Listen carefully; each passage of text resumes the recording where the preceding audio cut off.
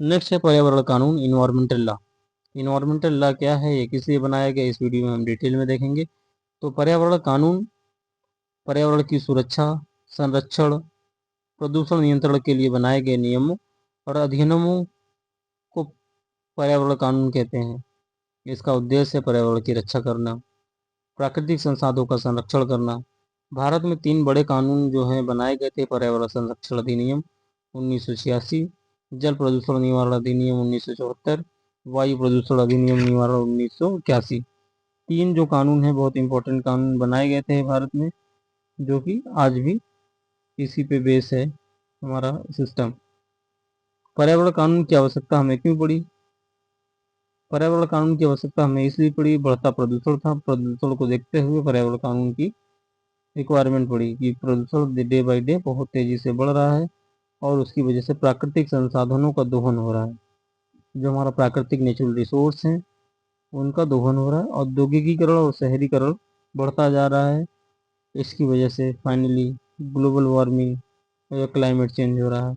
भारत में मुख्य पर्यावरण कानून जो है, पर्यावरण संरक्षण अधिनियम 1986, यह सबसे महत्वपूर्ण कानून है, जो कि भोपाल गैस ट्रेजेडी के बाद लागू किया गया था। मुख्यतः इसमें केंद्र सरकार और व्यापक शक्तियां शामिल होती हैं। प्रदूषण नियंत्रण के नियम लगते हैं। पर्यावरण की गुणवत्ता को बनाए रखने के लिए काम होता है। जल प्रदूषण निवारण एवं अधिनियम 1974 जल प्रदूषण को रोकने के लिए बनाया गया था, जो कि केंद्रीय और राज्य प्रदूषण बोर्ड की स्थापना हुई थी। वायु प्रदूषण निवारण एवं नियंत्रण अधिनियम 1981, यह वायु के नियंत्रित करने के लिए आया था। उद्योगों और वाहनों के उत्सर्जन पर नियंत्रण करने का इसका मुख्य उद्देश्य था। वन संरक्षण अधिनियम 1980 वनों की कटाई पर नियंत्रण करने के लिए आया था। वन भूमि तथा अन्न उपयोग समिति, वन भूमि का अन्न उपयोग समिति, वन भूमि जो है उसका अन्न उपयोग की समिति बनाई गई थी।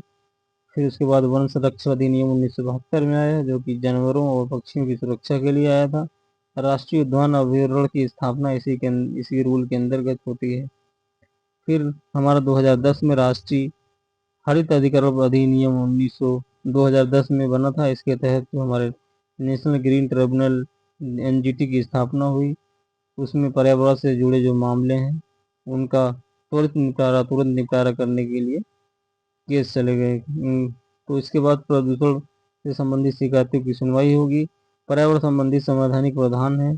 48 अनुच्छेद 48 से राज्य का कर्तव्य पर्यावरण और वन्य जीव की रक्षा करना है।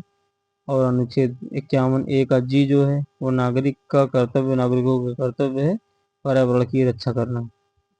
हर एक नागरिक का कर्तव्य है कि हमारे जो पर्यावरण है उसकी रक्षा करना। 3 सिद्धांत बनाए गए थे प्रिंसिपल ऑफ इन्वायरमेंटल लॉ। सतत विकास, सस्टेनेबल डेवलपमेंट, इसमें वर्तमान जरूरतें उतनी पूरी करें जो कि भविष्य में हम बचा पाएँ। भविष्य के लिए हमें चीज़ों को, रिसोर्स को बचा के रखना है। और दूसरा है प्रदूषक भुगतान सिद्धांत, प्रदूषण पॉल्यूटर पेज प्रिंसिपल। इसमें है कि जो प्रदूषण करेगा वही उसका खर्च उठाएगा। सावधानी सिद्धांत, प्रिकॉशनरी प्रिंसिपल, जो नुकसान होने से पहले ही नुकसान होने से पहले अगर रोकथाम कर लिया जाए इसको बोलते हैं प्रिकॉशनरी प्रिंसिपल। और जो प्रदूषण करेगा वही पे करेगा, पोल्यूटर पेज प्रिंसिपल। अंतर्राष्ट्रीय पर्यावरण समझौते कई हुए, तो स्टॉकहोम में सबसे पहले 1972 में समझौता हुआ था, पहला विश्व पर्यावरण सम्मेलन था। और रियो डी जेनेरो में 1992 में अर्थ समिट हुई थी। सतत विकास पर इसमें जोर दिया गया था। और क्योटो प्रोटोकॉल 1997 में ग्रीन हाउस गैसों को कम करने के लिए प्रोटोकॉल हुआ था, जो कि ग्रीन हाउस गैस के उत्सर्जन को कम करना है। और फिर उसके बाद 2015 में पेरिस एग्रीमेंट होता है, पेरिस समझौता होता है। इसमें जलवायु परिवर्तन पे बात की जाती है। प्रदूषण नियंत्रण संस्थाएं हैं, तो स्टेट पोल्यूशन कंट्रोल बोर्ड और CPCB, central pollution control board.